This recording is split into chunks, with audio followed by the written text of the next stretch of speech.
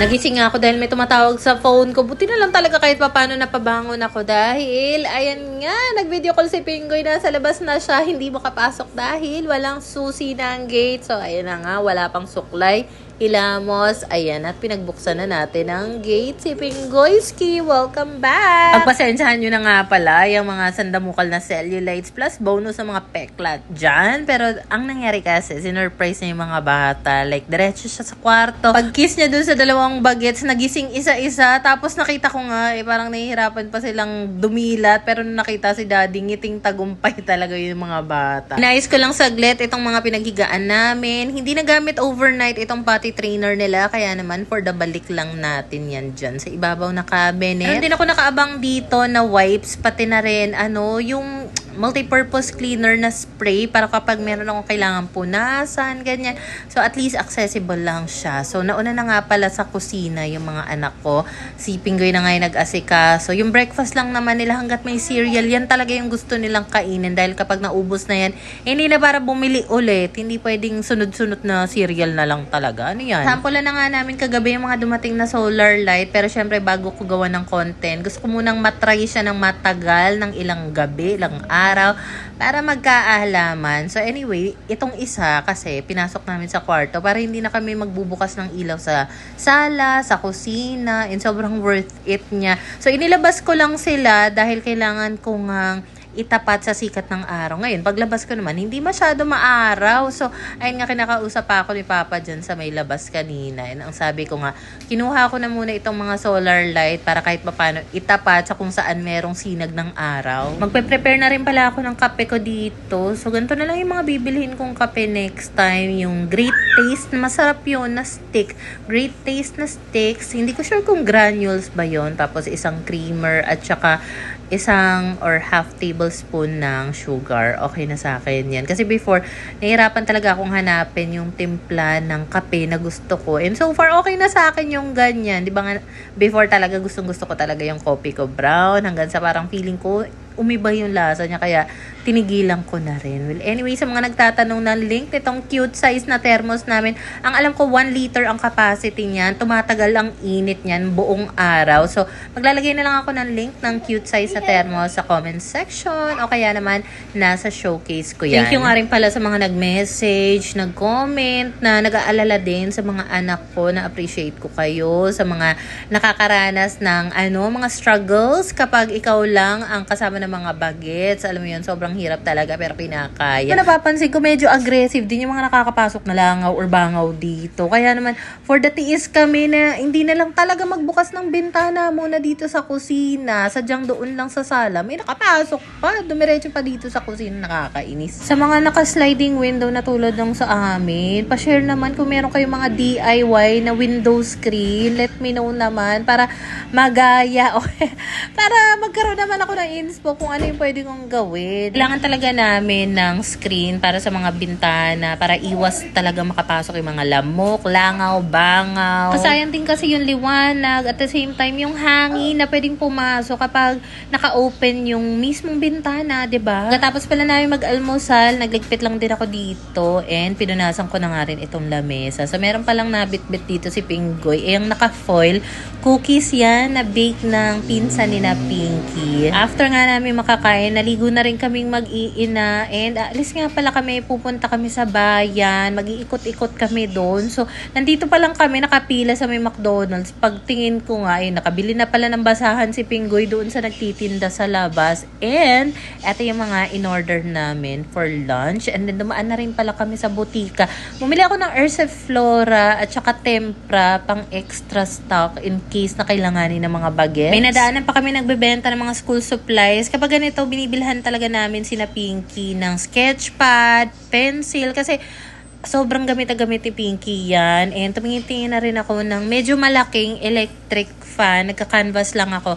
Okay naman sa akin yung Astro na ginagamit namin. Pero medyo maliit nga yun. 10 inches siya. So I'm thinking yung medyo malaki naman. Kasi currently, meron pang electric fan dito yung may-ari. Medyo malaki talaga siya. Malakas yung hangin niya. Hanabishi yung brand. Currently, ginagamit pa nga namin. So, syempre, kailangan din namin yung isole, no? So, kailangan ko siyang mapalitan. Kailangan na namin bumili ng bago. Nagtingin-tingin lang din kami dito. Kasi, before talaga, hindi namin magawang ma-familiarize yung sarili namin dito sa area, especially sa bayan. Kasi nga, kapag nagpupunta kami, mabilisan lang. So, ngayon, medyo nag-ikot-ikot kami. Tapos, nakakita rin kami dito ng mga murang bilihan. Parang pang-Divisoria yung presyo niya. Like, itong mga underwear, kumuha lang ako ng extra mga 2-3. Pandagdag lang talaga sa mga undies ng mga bagets. Una pa lang, tigi-isa lang ang pinipili nila. Sabi ko, dagdagan na natin.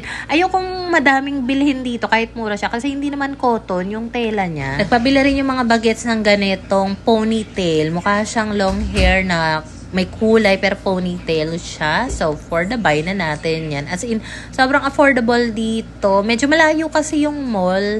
Although, isang sakay lang naman siya. Pero aabutin ka ng mga 30 or 40 minutes siguro. Ang layo, no? Napapagod ako kapag ganun kalayo para lang makapag-mall. So, dito na lang kami sa may bayan tingin-tingin. So far, ito yung bet ko. And nasa 16 inches siya. Around 1,250 pesos siya. Titingnan ko muna online kung saan ako mas makakamura kasi hindi lang isang kailangan. Tara, akala mo naman talaga dahil budget niya. Dumaan na rin kami sa may prutasan kasi lagi nagre-request talaga ng prutas si Kowa. So, pumili kami dito ng seedless na grapes at saka yung kiyat-kiyat, isang balot. And kapag may nadadaanan kaming Mango Royal, bumibili kami nung doble mango yata yung tawag dito. Basta around 98-95 pesos siya, 2 peraso na. Ang refreshing kasi niya, ang sarap in fairness. Kauwi nga namin dito muna kami tumambay. Alam mo, nanghihina na naman si Pinky. So, ayan na nga. Meron ako nabiling Ursiflora dito. Paiinumin ko yung mga bagets at ang sabi, once a day ko lang daw to ipainom sa kanila. Pero pag adult, at least 2 times a day daw ito. Habang busy nga ako dito, si Pingoy naman, busy na siya sa kusina dahil magpe-prepare na siya ng uulamin namin pang dinner. So yes, medyo hapon pa lang yan, pero magluluto na siya para maaga rin kayo makakain ng dinner.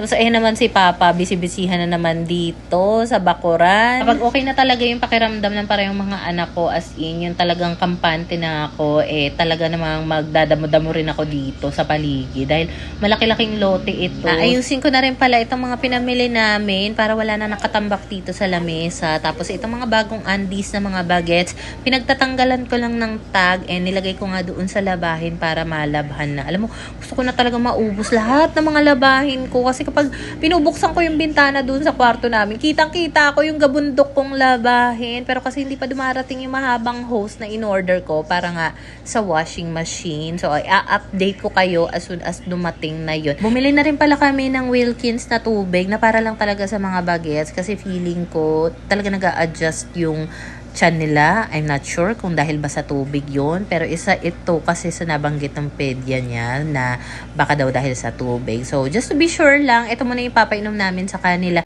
So, bagong hugas na rin pala, napatuyo na itong mga pinaglagyan ko ng tubig. So, ito talaga, nakapwesto na yan dati sa ref. Sadyang, hindi ko muna talaga nilagyan ng mineral water dahil nga, nagbabalak na akong bumili ng distilled water para sa kanila.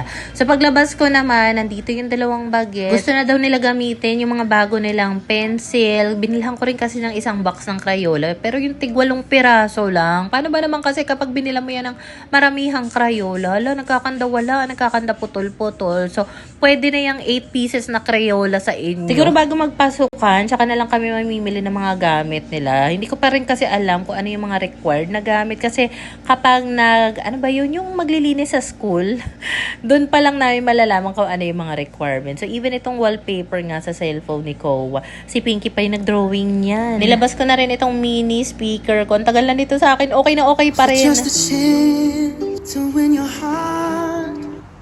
Bag. Dad. Oy! Bag. Dad. Habang nakatambay nga kami dito sa labas, ayan si Kowa, nagdo-doktor-doktoran, inhale-exhale nga daw. At diba, pagbigyan na. Alam mo, kapag ganito nag-e-edit nga ako na nakikita ko malapitan yung mukha ko. Kasi halos hindi na talaga ako nagsasalamin kapag naliligo or something. Hindi ako nag-aayos ng sarili. Napapansin ko, hala, ang itim-itim na ng mukha ko. Naubos na pala yung sunscreen ko. Ano bang ma-recommend nyo na magandang facial sunscreen na okay talaga, let me know naman sa comment section. Luto na rin pala yung chicken adobo at kanin na niluto ni Pinggoy. Si Papa nagpabili ng gin at juice dahil iinom daw si Papa mamaya. So anyway, after nga namin makapag early dinner, pinaghuhugasan ko na rin itong pinagkainan namin. Hindi na kami nagsabay-sabay dahil si Papa wala pa daw siyang gana kumain. So kami lang ni Pinggoy yung kumain, sinubuan na lang yung mga bagets. Tapos habang nagpapapak nga kami ng grapes ni Kowa, nag-abot naman si Papa ng ganito, o 'di ba? Fresh na fresh mangga galing sa bakuran. Ang sarap. Pag ganito talagang naghihiwa si Papa, nagbabalat siya ng mangga. Hindi talaga ako tumatanggi diyan kasi gustong-gusto ko 'to. Ayoko lang talaga yung nagbabalat at naghihiwa ng ganung mangga. Which one? This one or this one? Which one? Show me. Pagising naman ni Pinky, meron na namang bagong iniinda. Masakit daw ang ngipin. So, tinuturo nga niya sa akin kung alin yung masakit dyan. Baka kailangan ng bunutin dahil medyo naalog na. Oh my God, nakakaloka yung mga kaganapan lately. Ayun lang muna ang chika for today's video.